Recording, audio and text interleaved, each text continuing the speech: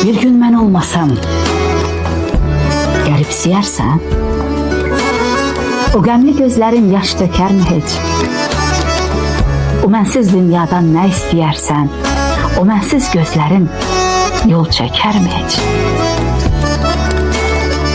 Bir küləkli axşam, yağış gecəsi, durub üşüyərsən soba dibində, onda boş qalacaq ömrün qışası, kimsə fit çalacaq əli cibində.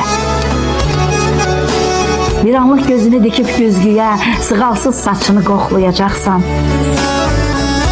təzə bir xatirə tapasan deyə köhnə əl çantanı yoxlayacaqsan. Ev səni udacaq əcdaha kimi, özünü 1000 dəfə qınayacaqsan. Soyuq otağında boş kaha kimi qalan günlərini sanılacaqsan. Doğmalar səninlə biri olmayacaq, elə ümidlərin qıracaq səni.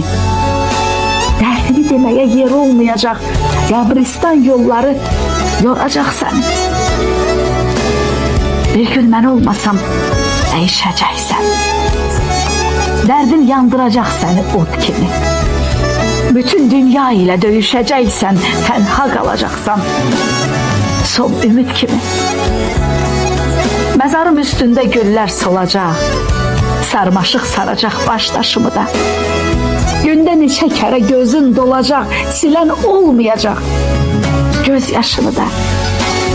Bir gün mən olmasam, qəribsiyərsən, o qəmli gözlərin yaş dökərmi heç?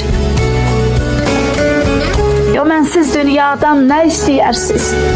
O mənsiz gözlərin yol çəkərmi heç?